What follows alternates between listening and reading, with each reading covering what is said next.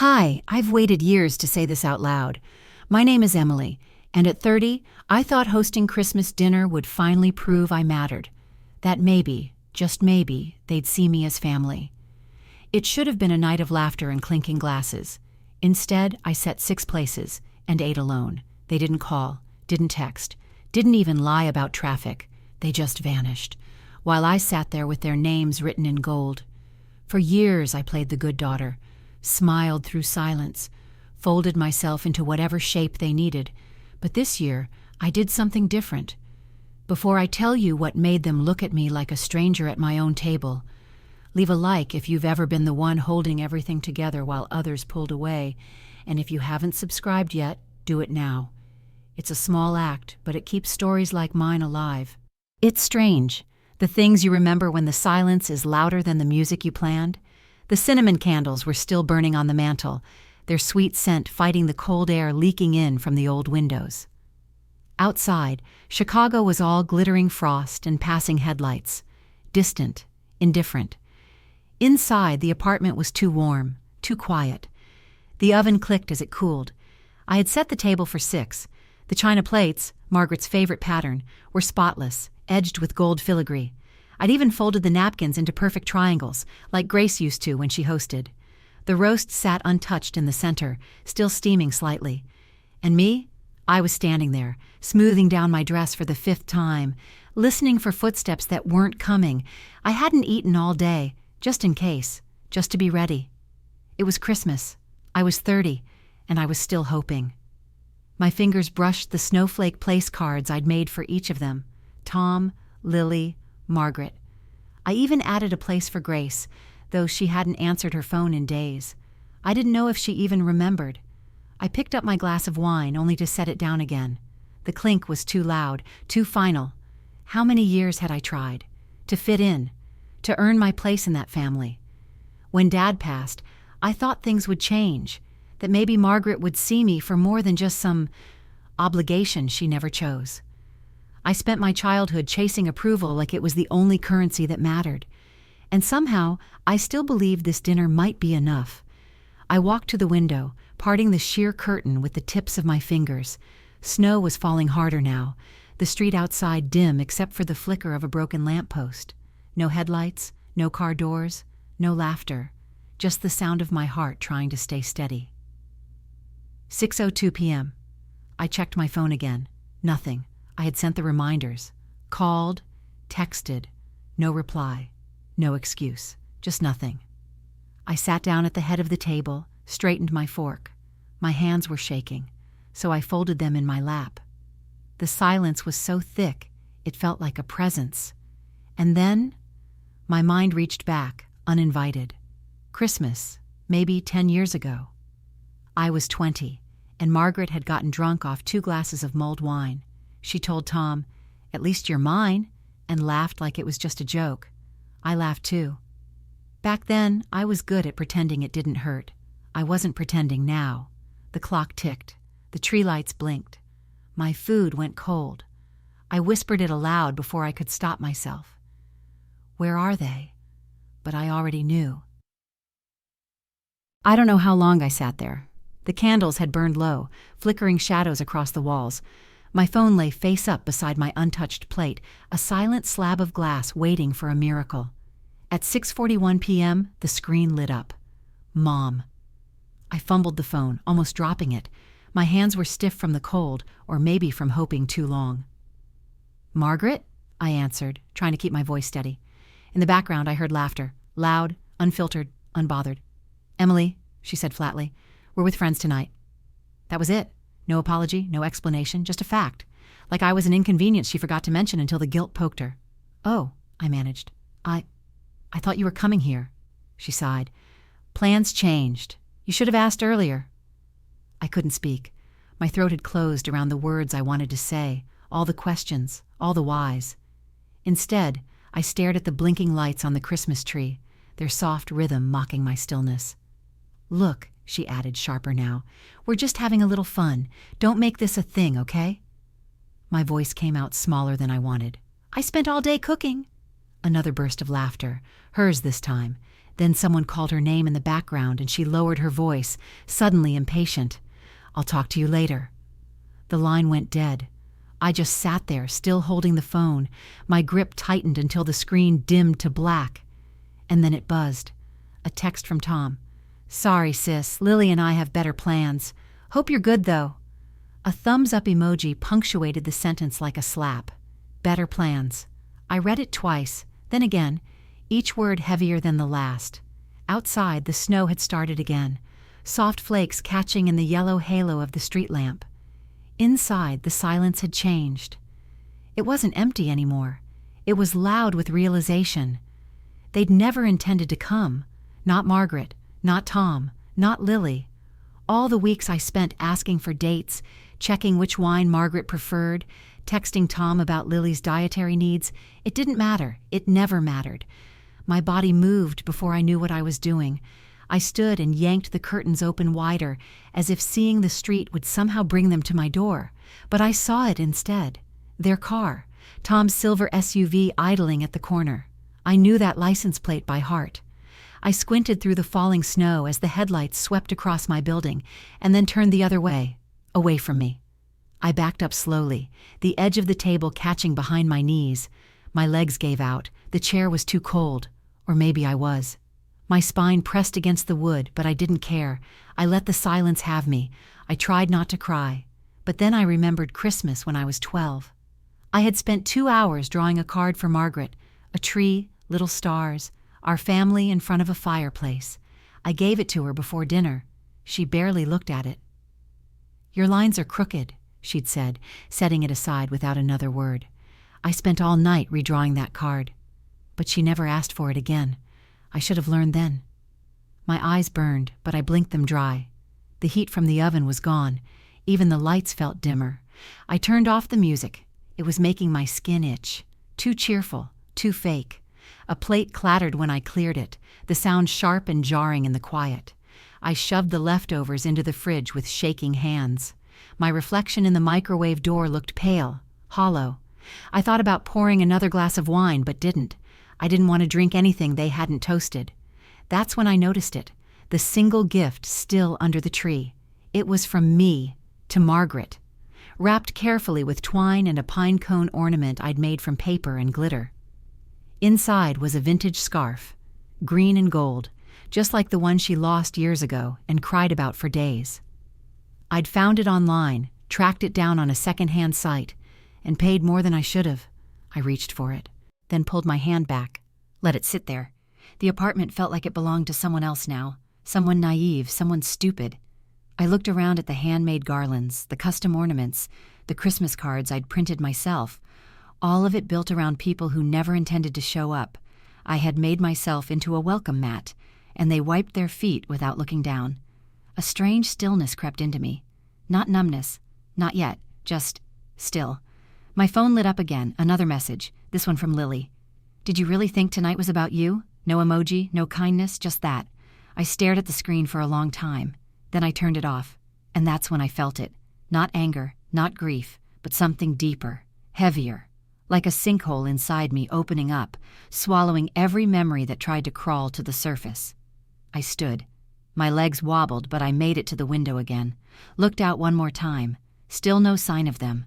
Just fresh snow. Clean. Quiet. My voice came out low, barely more than a breath. "I'm done." But I wasn't. Not really. I wasn't done hoping. I wasn't done hurting. I was just beginning to understand what I'd always known and never wanted to believe. They didn't forget me. They chose to forget me, and I had let them. I didn't sleep that night. The wind howled through the cracks in my windows, rattling something loose inside me. I stayed curled on the couch beneath a blanket I didn't remember grabbing, watching the tree lights blink themselves into exhaustion. At some point, I must have drifted off because the knock startled me awake. 3 soft raps, then silence. My heart jumped. I checked the time, 6:12 a.m. No one came to my door that early, ever. I padded across the floor in thick socks, wrapping the blanket tighter around my shoulders. My breath fogged the peephole.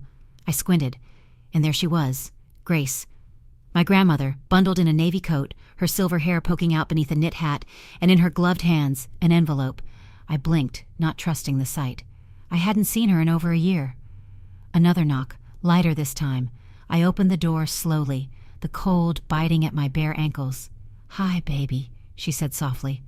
Her voice cracked the way old wood does when it settles. I stepped back without a word. She entered like she'd never left. The scent of rosewater clung to her coat. It always reminded me of old books and clean laundry. She stood there for a second, scanning the apartment, eyes lingering on the empty plates stacked by the sink, the drooping garlands, the gift under the tree still untouched. She didn't comment, just held out the envelope. "Merry Christmas," she said. I took it. The paper was soft and worn, the edges yellowing. There was no name on the front. "What is this?" She didn't answer, just moved to the armchair like it had always been hers, sat slowly, removed her gloves one finger at a time, then looked at me like she was bracing for impact. "I couldn't stay away after what Margaret did," she said, voice low. I stiffened at the name. "She said you weren't feeling well," I replied carefully. "Said you'd be spending the holidays at the lake house." Grace shook her head slowly. "That woman lies like it's breathing." I stared at her. She'd never spoken like that before. Not about Margaret. Not about anyone. "What's going on?" I asked. She motioned toward the envelope. "It's time you knew." I sat across from her, cross-legged on the floor like I used to when I was little, and she read to me by the fire. My fingers trembled as I opened the flap. Inside was a photograph, faded and creased down the middle. A young woman, maybe in her early 20s, standing in front of a snow-covered porch. Brown hair tucked under a knitted beret. Eyes that looked almost familiar. There was something about the curve of her jaw, the tilt of her chin. It wasn't me, but it could have been. I flipped the photo over. On the back, in faint pencil, someone had written a name, Clara, 1995. "Who is she?" I whispered. Grace inhaled deeply, then looked away. "Not yet. Just look at her for a moment. Really look." I did. And then, like lightning through fog, a memory struck me. Christmas, maybe age 6. Margaret had snapped at me for touching the ornaments. I'd run to Grace's lap, sobbing. She'd held me close, humming something soft. When I finally calmed down, she'd said, "You've got Clara's eyes, you know." I thought it was just a name she made up. A fairy tale. But this is her, isn't it? I asked. "Clara, from when I was a kid." Grace nodded. Her lips were trembling. "She's real." I stood up too quickly, the photo shaking in my hand. "Why now? Why today?" Grace didn't answer right away. She looked at the fireplace, the flames long gone, the embers gray. "I should have told you sooner," she said finally, "but I didn't have the strength, and Margaret made sure I stayed quiet." I knelt beside her. "Tell me the truth," I whispered, "all of it." She looked down at her hands, wrung them. "You were never meant to be Margaret's," she said. "You know that, don't you?" My stomach dropped. "She adopted me." "She took you," Grace corrected quietly. "Legally, yes. But not without cruelty, not without secrets." I didn't know what to say. My chest felt tight. Grace reached into her coat and pulled out a second slip of paper, thinner, more fragile. I unfolded it. It was a letter. Just one line, written in neat cursive. "You were never theirs to keep. No name, no date. Just that." My hands began to shake. I looked up at Grace. She didn't speak, but she nodded once, eyes wet. I stood pacing now. My breath was ragged. "They all knew?" I asked. "Margaret, Tom, Lily?" "I can't speak for your siblings," Grace said gently. "But Margaret, she knew every lie she fed you." A silence settled between us, heavy and crackling. And then came the twist I hadn't expected. Grace hesitated, then added, "That photo? It came in the mail 3 days ago. No return address. Just dropped on my porch." I froze. "What do you mean? Who sent it?" "I don't know," she said. "But whoever did, they wanted you to see it now, this Christmas." A shiver traced my spine. I looked down at Clara's photo again. There was something in her eyes, not just sadness, a kind of warning. Or was it longing? Suddenly, every cold moment with Margaret felt different. Every passive-aggressive remark, every backhanded compliment, the way she flinched when I asked about my birth family. This wasn't just emotional neglect. This was a cover-up. A secret she buried so deep she expected it to stay dead, but it had clawed its way back, and now it was sitting in my hands. Grace stood slowly, her joints cracked with the effort. She placed a hand on my shoulder, light as a feather. "There's more to come," she said, "but you have to be ready." I turned toward her. "Ready for what?" She looked at the window. Snow was falling again, thick, heavy flakes blotting out the city beyond. For what she'll do to keep the truth buried. I didn't open the envelope again until Grace left. She hugged me tightly before stepping back into the snow, her footsteps disappearing almost instantly beneath the fresh powder. She hadn't said much else, just, "Read it when you're ready, but don't wait too long." The door clicked shut behind her. I stood in the center of the apartment, the photo still in one hand, the letter in the other. The heat had kicked on again, that slow, groaning rumble that crawled through the vents like a tired animal. I walked to the kitchen, sat down at the table I'd decorated for a family that never came, and stared at the objects in front of me. Clara.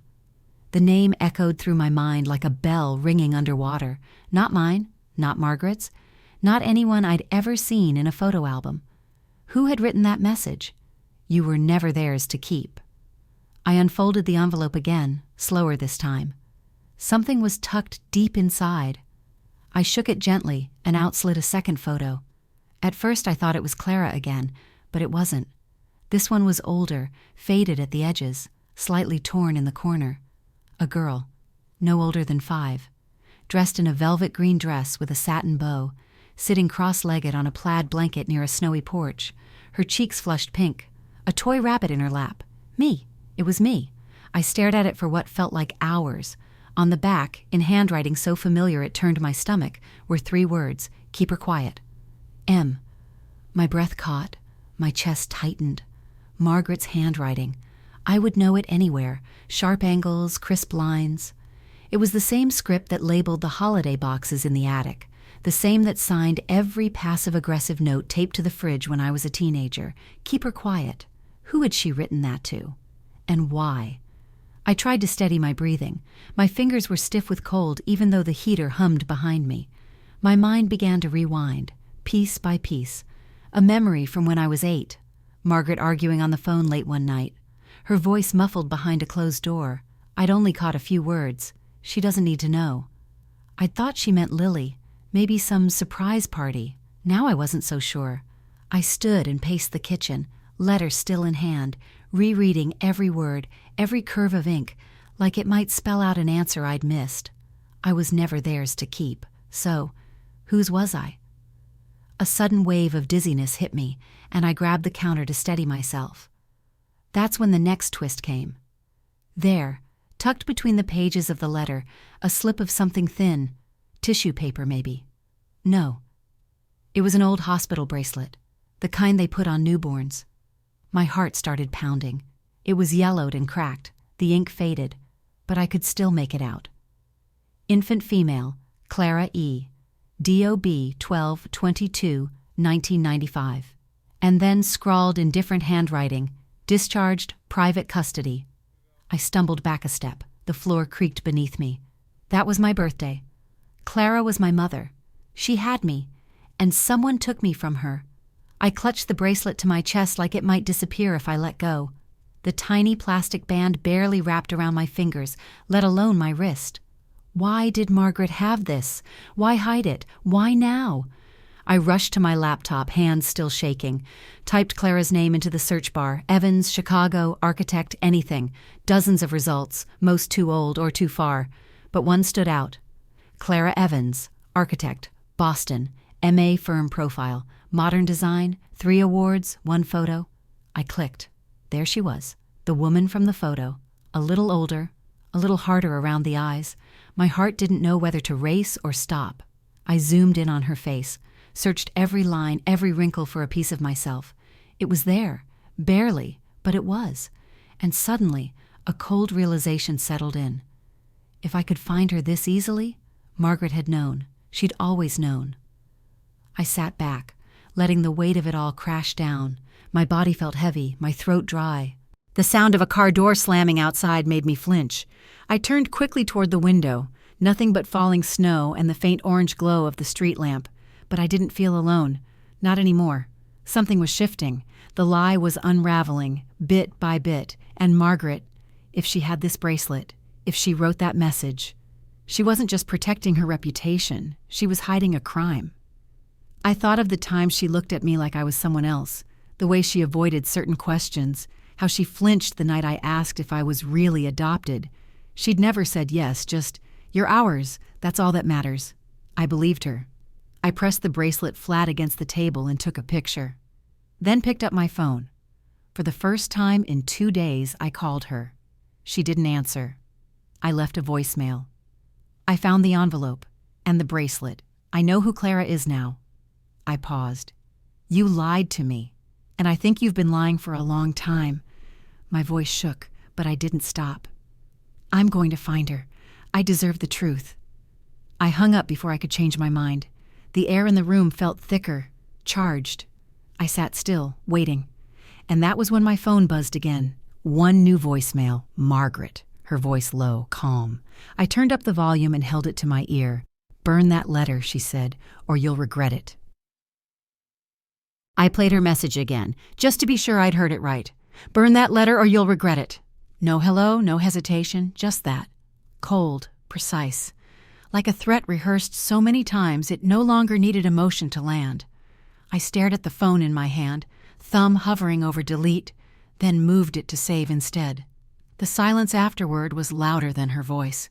She wasn't scared I'd gotten it wrong. She was scared I'd finally gotten it right. Outside, the snow had turned to sleet, tapping against the windows like nails.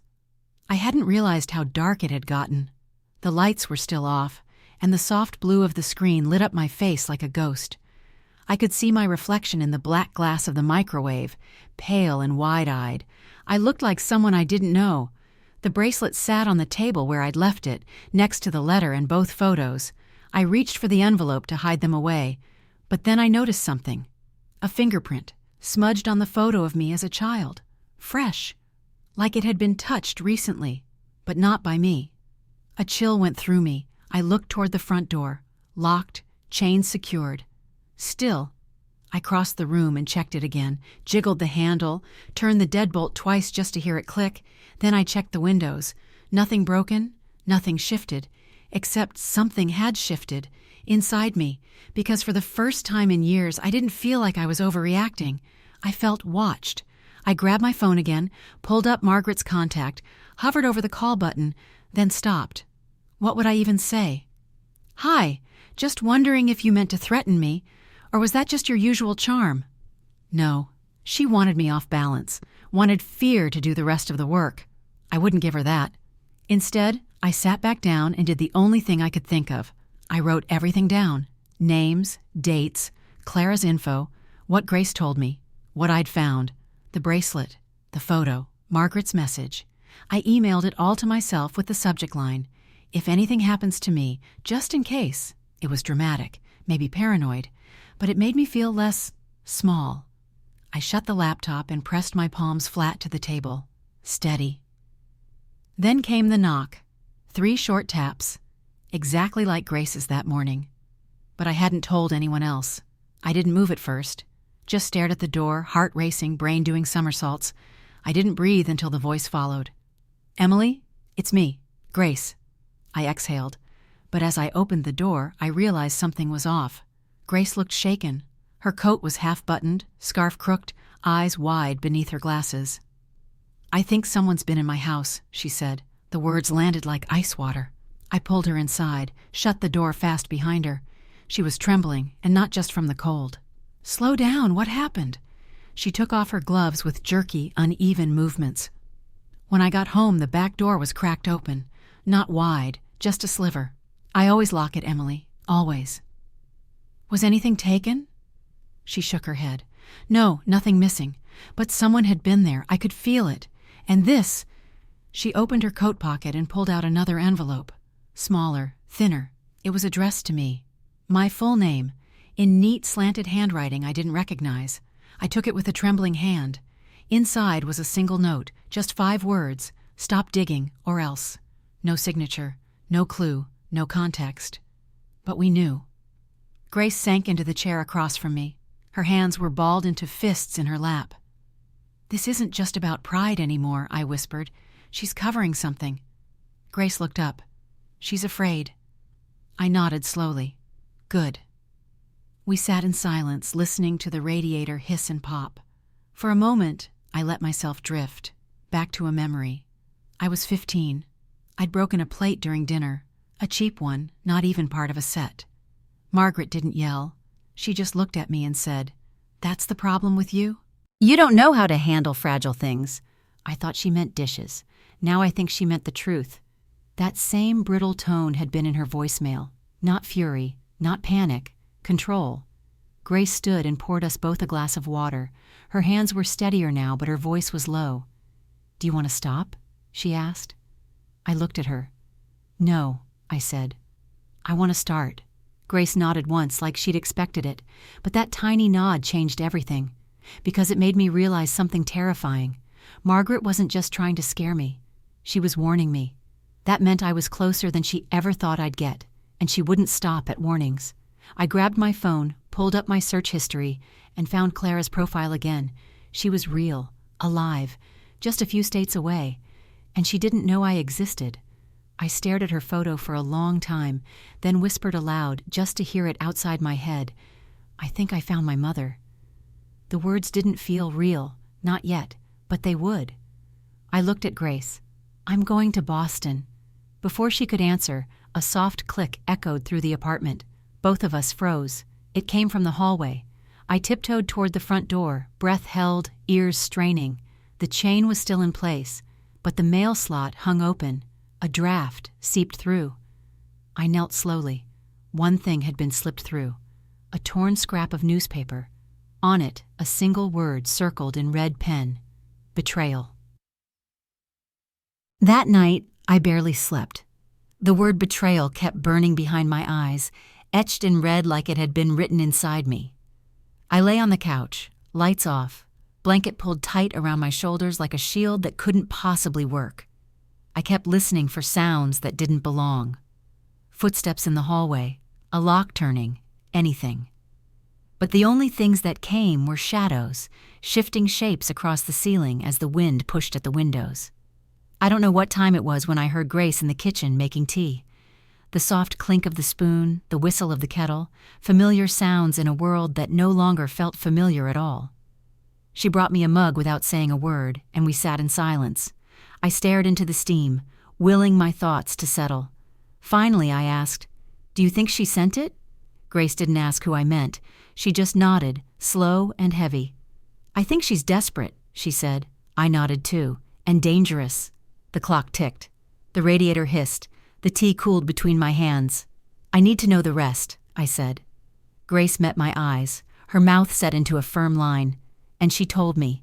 It started 30 years ago, a story I wasn't supposed to hear, about a scared young woman named Clara who got pregnant at 20, too early, too alone. Her family turned their backs. Margaret, a family friend at the time, offered to help. She painted it as a gift. She and her husband couldn't have kids, she said. Why not raise the baby? Why not spare Clara the shame? But it wasn't generosity. It was control. Margaret filed paperwork, pressured Clara to sign, promised it would just be temporary, that Clara could visit. But then she cut all ties.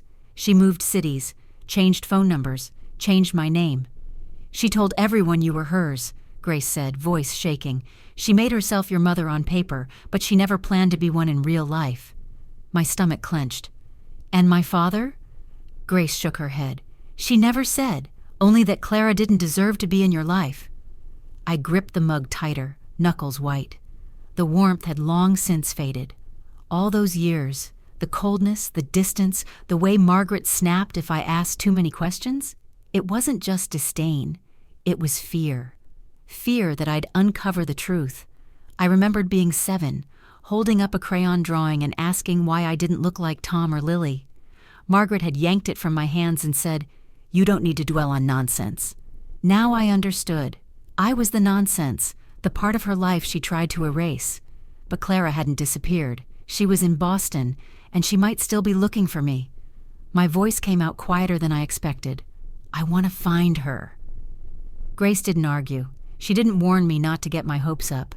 She just nodded and said, "Then we'll start today." She went to grab the manila folder she'd brought the day before. Inside were a few more clippings, old photos, and a business card, cream-colored, embossed. Clara Evans, architect, Boston, M.A. A chill passed through me as I ran my thumb across her name. I opened my laptop and pulled up the firm's website again. Clara's photo stared back at me. A few lines around the eyes now, a sharper jaw than mine. But the resemblance was there. Under the photo, a phone number. My throat tightened. I wasn't ready for a call. Not yet. Instead, I sent an email. Just a few lines. "My name is Emily Harper. I believe I may be your daughter. Please contact me if you're open to a conversation." I stared at the screen for 5 full minutes before hitting send. Then I shut the laptop and pressed my palms together, squeezing my fingers until they hurt. Grace watched quietly from across the room. "I'm proud of you," she said softly. I tried to smile, but it didn't hold. Because pride wasn't what I felt. It was terror. What if she didn't respond? What if she did? What if I was too late? I stood, pacing the living room.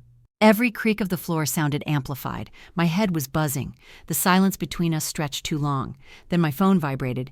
"Email. Subject Re. Emily Harper." I opened it. The message was short, just one line. "Where are you?"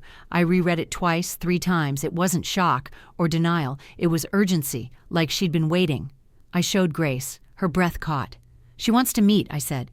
It wasn't a question. I wrote back quickly. "Tuesdays are best. I'm in Chicago, but I can come to you."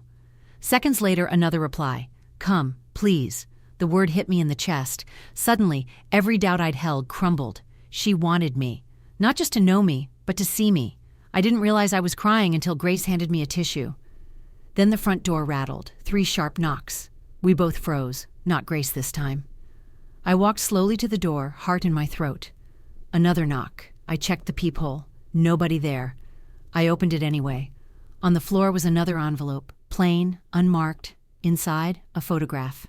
Me, at around 8 years old, standing on the front porch of our old house, alone, written across the back in that same familiar handwriting, "Stay where you belong." I looked up into the empty hallway, but I knew she was watching, and she was running out of patience. I didn't speak for a long time after I picked up that photo. The edges were soft, worn from time and fingerprints, but the message on the back was still fresh. Red ink, jagged handwriting, unmistakable in its intent. Stay where you belong. I didn't belong in silence anymore. The next morning I packed a small bag. No overthinking, no obsessing, just movement, forward. Grace stood at the doorway as I zipped up my coat. "Are you sure?" she asked gently, voice barely louder than the wind pushing through the window frames. "No," I said, "but I'm going anyway." She handed me a thermos of coffee and a folded note. "In case you need words stronger than your own." I didn't look at it. Not yet. I stepped out into the gray light of morning. The air stung my skin, but it kept me alert, awake, alive. Margaret's house was only 20 minutes away, but it felt like crossing a border. As I drove, memories flashed like highway signs. Margaret brushing my hair too hard before church. Tom and Lily snickering when I wore hand-me-downs. Christmas mornings when I was always the one behind the camera instead of in front of it. By the time I pulled into her driveway, my pulse was hammering behind my ribs. I sat in the car for a full minute before stepping out. The yard was eerily perfect.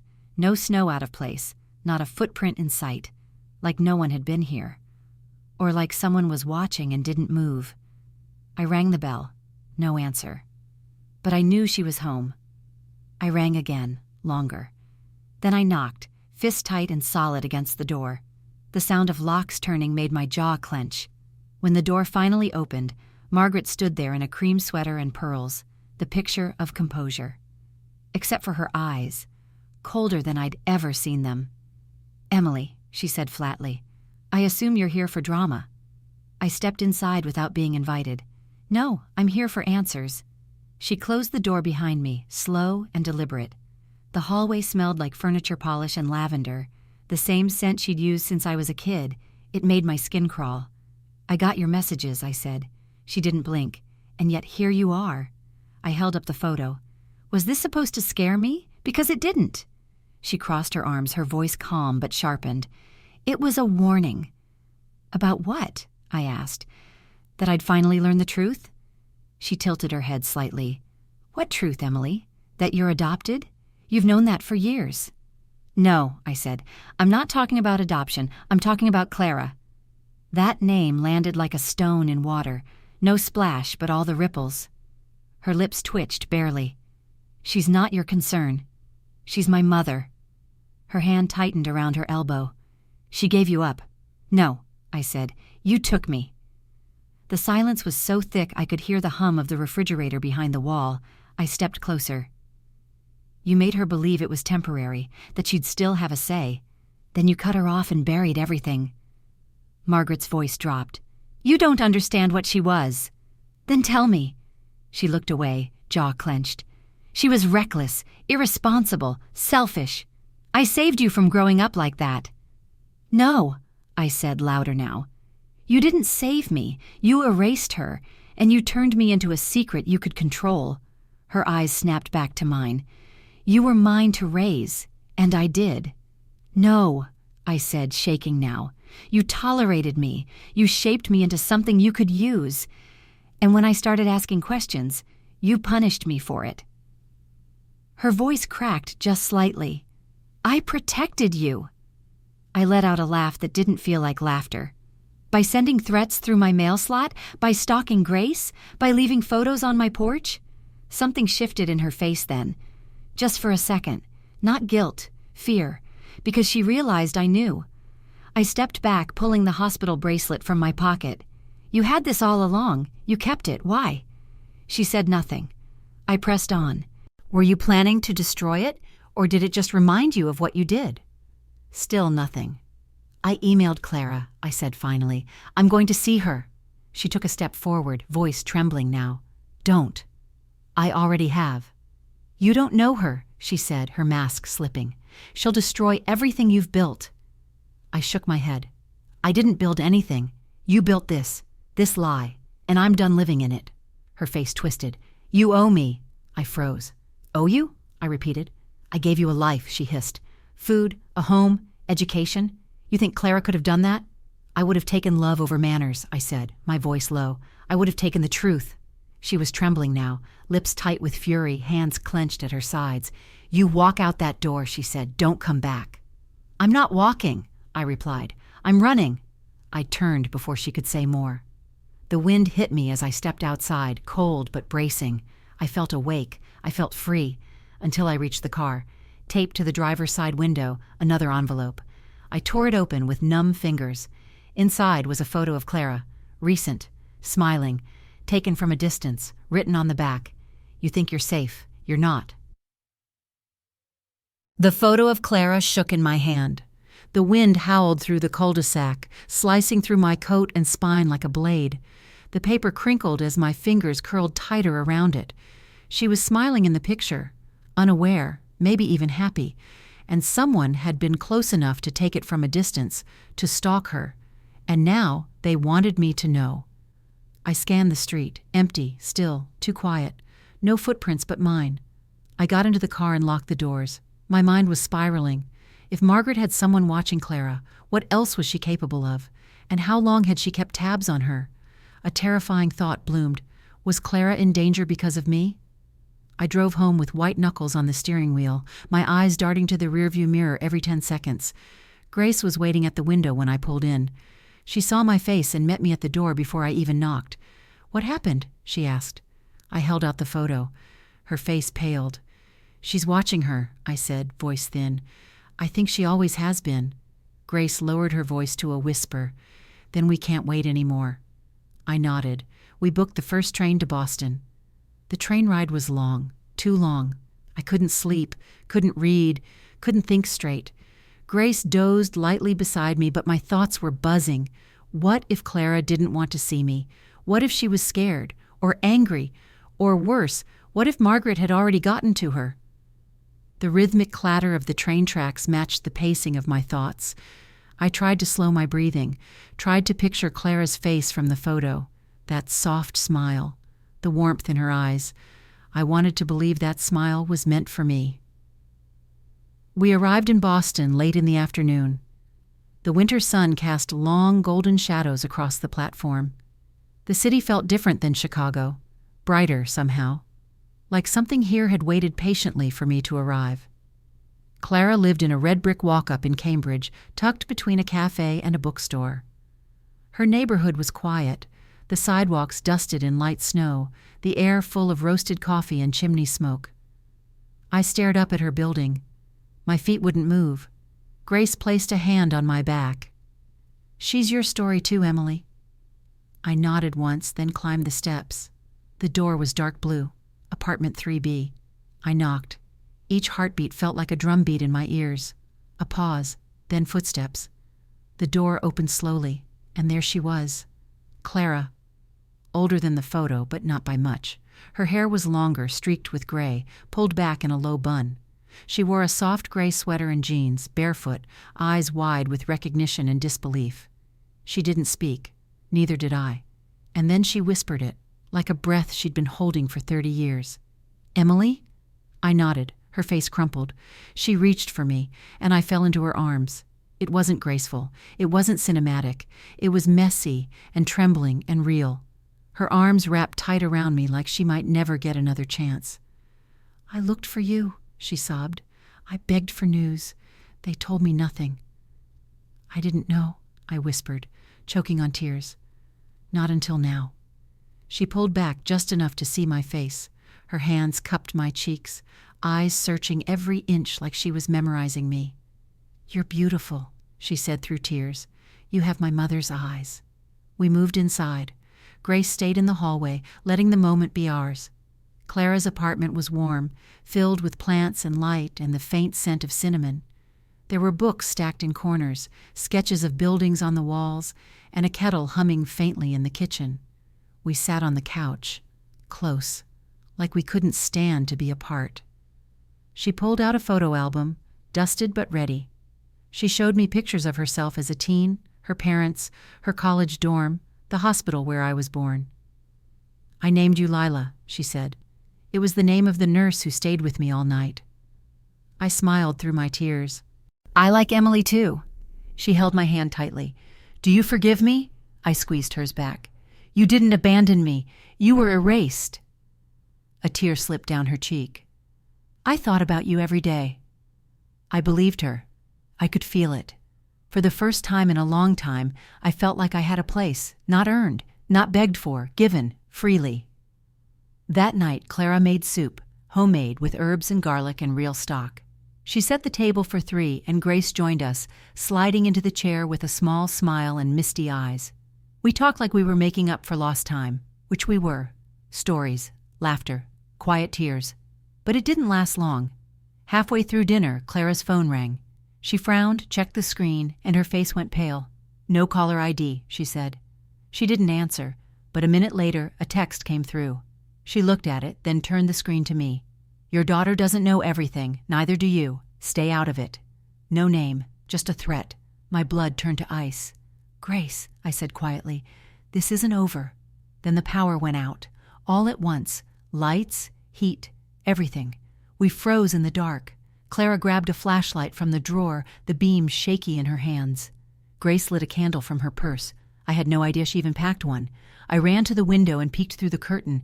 A car was parked across the street, headlights off, engine idling. I stepped back. "She found us," I said. The hum of the refrigerator was gone. No streetlight flickered through the window, just dark. And that car. It hadn't moved. Clara stood behind me, clutching the flashlight so tightly her knuckles had gone white. The beam shook ever so slightly, catching bits of dust in the air like ash. Grace stood silently, one hand on the counter for balance, the other resting over her chest like she was trying to keep her heart in place. I whispered, "Don't touch your phone." Clara nodded, wordless. I moved to the side of the window, careful not to break the silhouette. I peeked again, still there, black sedan, engine idling, no plates on the front. "She wants to scare us," I said. "That's all this is." Grace said quietly, "Not scare. Corner."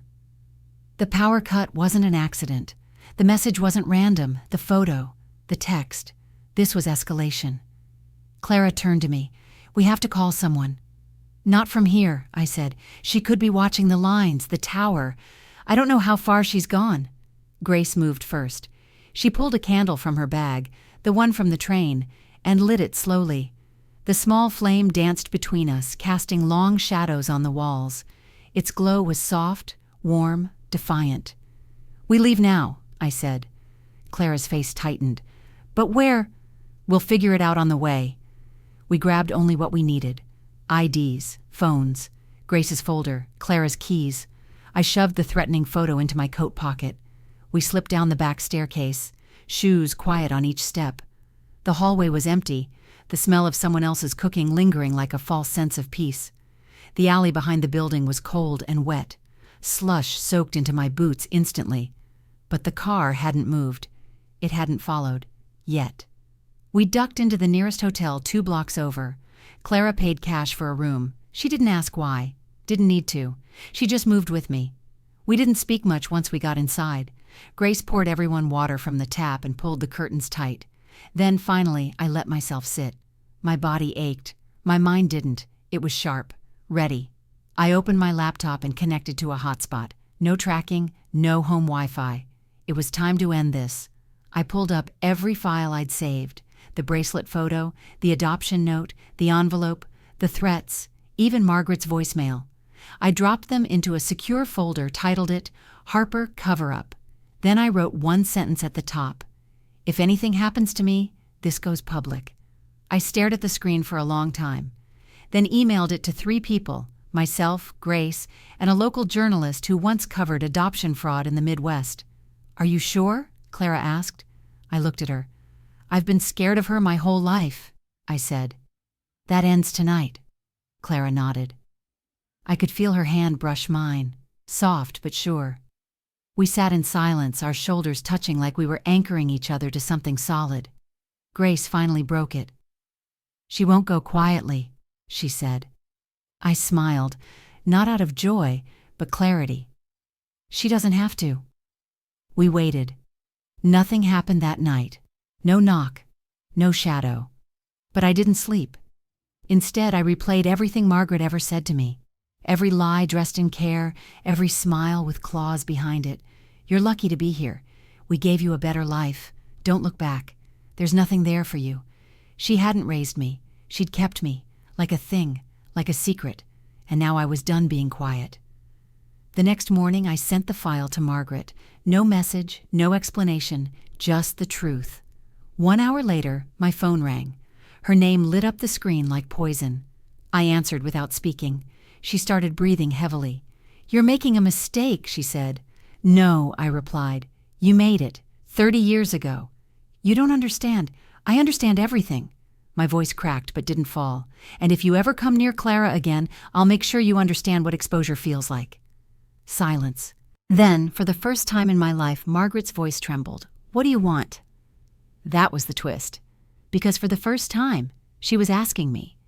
And I realized I didn't want money. I didn't want apology.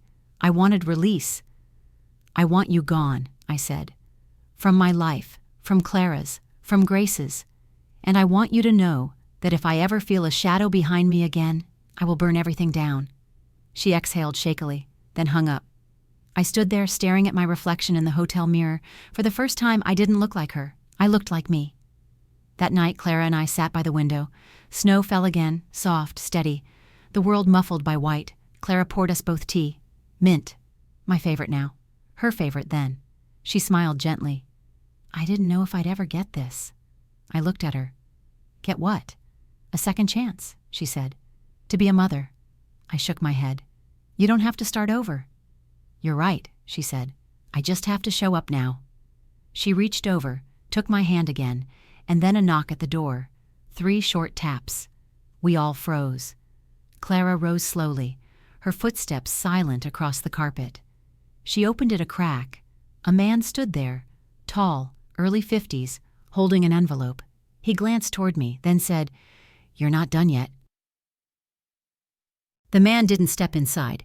He just stood in the hallway, expression unreadable, the envelope still dangling between 2 fingers. Clara reached out, her hand trembling slightly, and took it from him. He nodded once, not friendly, not hostile, and walked away without another word. No name, no card, no explanation, just gone. We stood there, frozen. Clara turned the envelope in her hands. It was thick, unmarked, sealed with old-fashioned wax, like something out of a courtroom drama. I closed the door quietly behind us. Grace moved beside me, eyes narrowed. Who was he? I shook my head. No clue. Clara walked over to the small desk in the corner and sat down, the envelope resting on her lap like a sleeping animal. She didn't open it. I don't know if I can take one more secret, she said softly. I knelt beside her. Then we'll face it together. She met my eyes, nodded, then cracked the seal. The scent hit first, musty paper, aged and yellowing. Inside were documents, dozens of them, hospital forms, legal filings, adoption records. But there was something else too, a photo, black and white, grainy. It showed Margaret, much younger, standing in a hospital hallway with a man, the same man who'd just handed Clara the envelope. He was in scrubs. She wore a long black coat and dark gloves, even indoors. Clara turned the photo over. A date. A name. December 24th, 1995, Boston General Hospital. Transfer complete. She looked at me. This was the day after you were born. I felt like the floor moved. We flipped through the papers faster now. And then we found it. The form Margaret never wanted anyone to see. Temporary medical custody transfer. Not adoption. Not legal guardianship. Just a hold until the biological mother recovered. The mother's name. Clara Evans. The signature. Forged. I never signed this, Clara whispered. Her voice had gone flat, cold. Grace leaned in. Margaret did. My hands curled into fists. I stared at the document so hard the letters blurred. My ears were ringing. She stole you, Clara said, breathless. I nodded, slow. She built an entire lie on top of that theft. Then I saw the final page. It was a typed memo, internal, from the hospital's legal department. Do not contact Ms. Evans regarding infant Lila. Custody transfer is considered sensitive due to benefactor ties. Beneath that, a signature. Not Margaret's, a name I'd never seen, but Clara had. Her face turned to stone. Eleanor Whitmore, she said. That was Margaret's attorney, family friend. She pressured me to sign papers I didn't understand. I thought she worked for the hospital. Was she the one watching you? I asked. Clara nodded slowly. She used to come by when I lived in Somerville, left notes on my door, pictures, just enough to remind me I'd lost. Everything in me screamed. I stood and paced the room. My hands shook so badly I couldn't keep them still. Grace looked up. This means Margaret had legal help in hiding Emily. She never planned to give her back, Clara said. I sat on the edge of the bed, trying to breathe. This wasn't just family betrayal. It was legal abuse. It was trafficking. It was theft.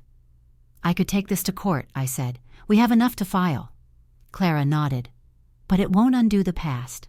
No, I said, but it'll make her answer for it. I picked up my phone and started photographing the pages one by one.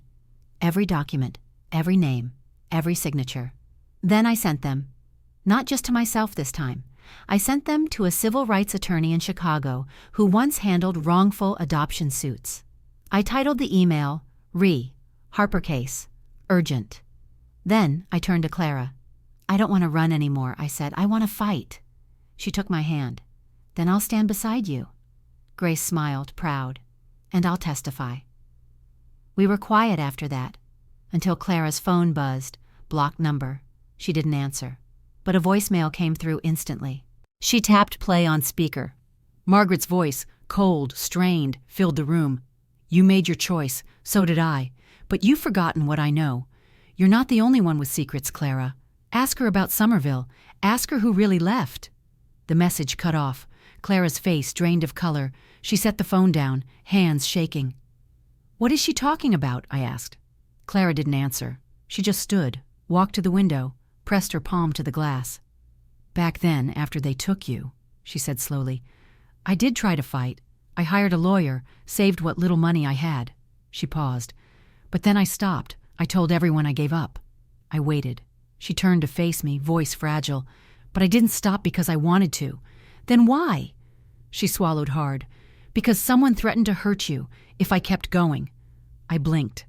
"I got a call from an unlisted number," she said. "A woman. She told me she knew where you were. Told me if I filed another motion, something would happen." Grace was frozen. "So I backed off," Clara whispered. "I thought I was protecting you." She looked at me like she wanted forgiveness, but I was already in motion. I hugged her. Not soft, tight, like she was the one who'd been taken. "We both survived," I said. "Now we take it back." There was a knock at the hotel room door. We froze. Another. 3 quick raps. No one moved. Then a slip of paper slid under the door. I picked it up. Just one sentence written in block print. "They're watching you again."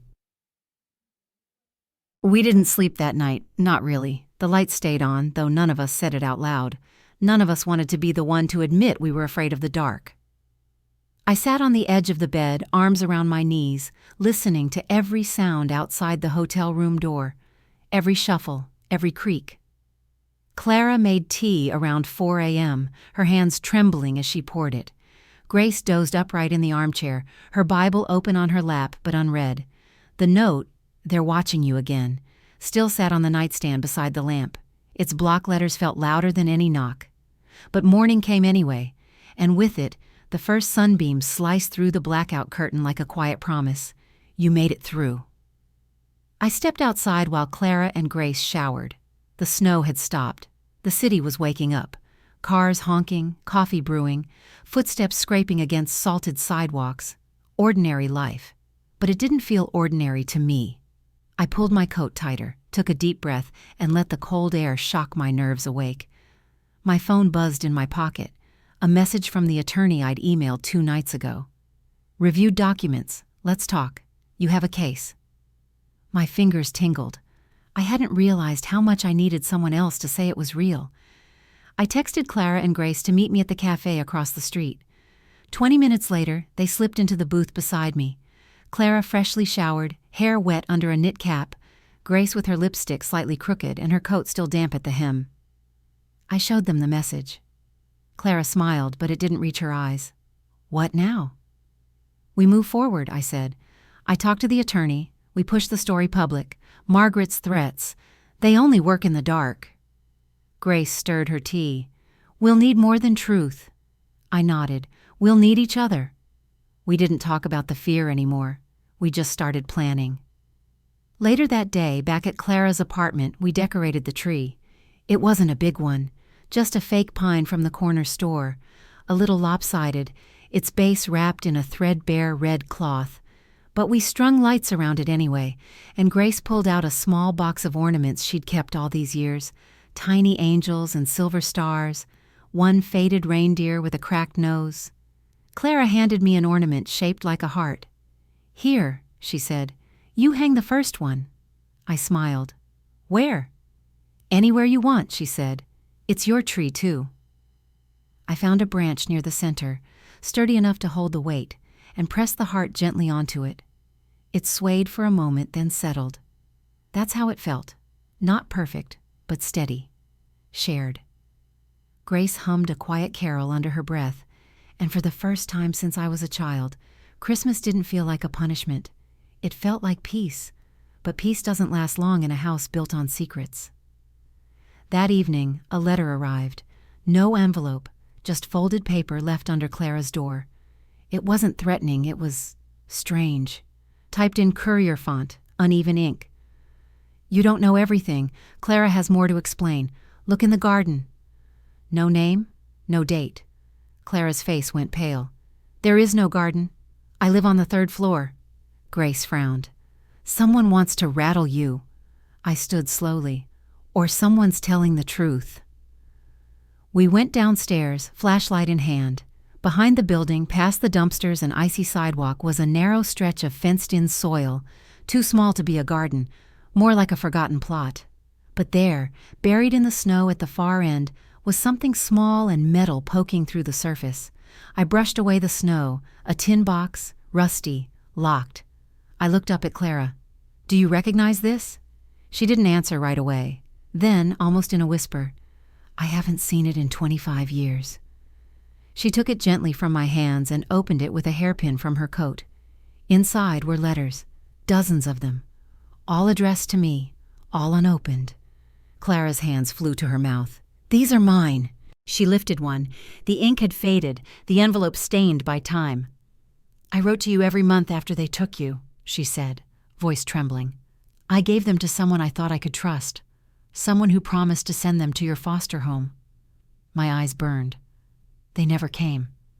"I thought you never wrote," I whispered. "I wrote every word I couldn't say in court," she said.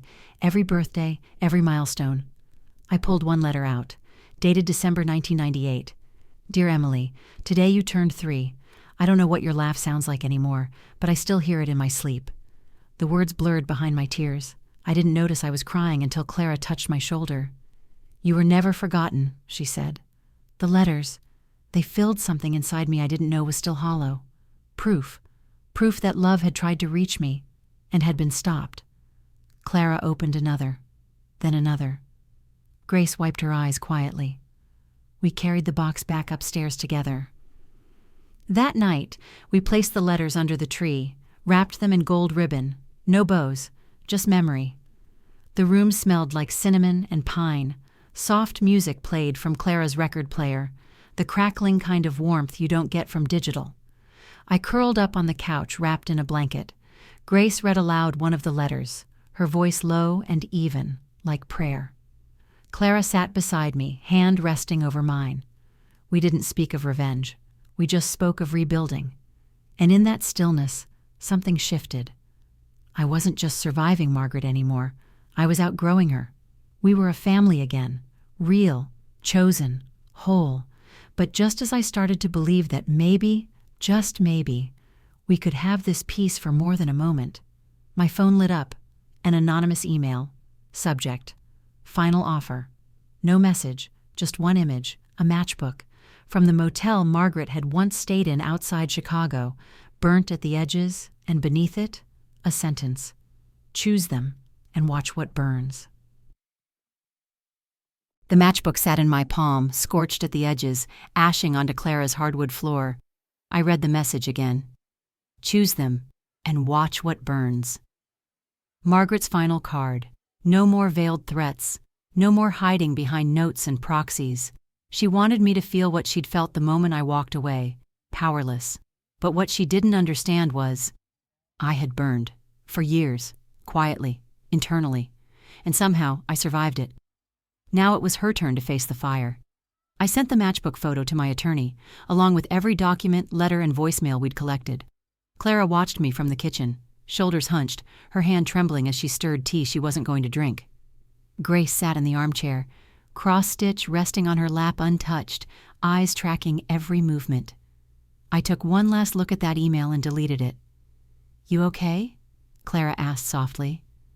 "I'm not sure that word means anything anymore," I said, setting the phone aside. "But I'm ready." We met the journalist 2 days later in a Boston cafe.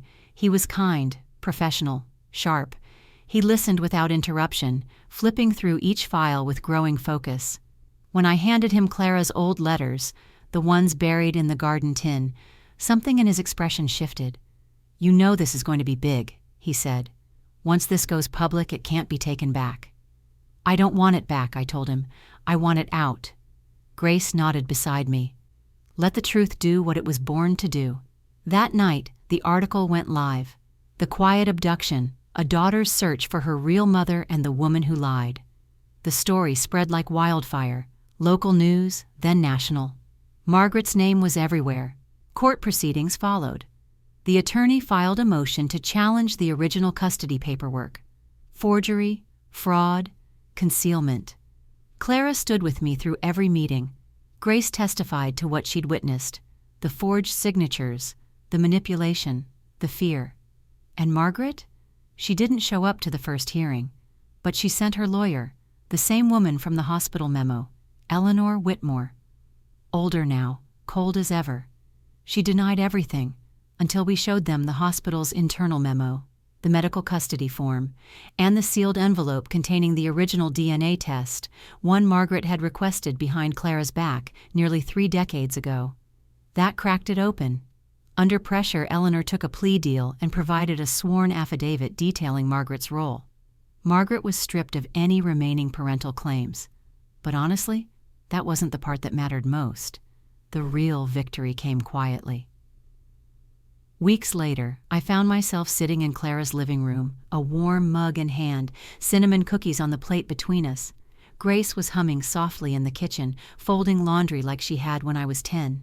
Clara handed me a box. Inside, a snow globe, a tiny pine tree, a red house, and inside the house, a little girl in a blue dress. "It reminded me of you," she said.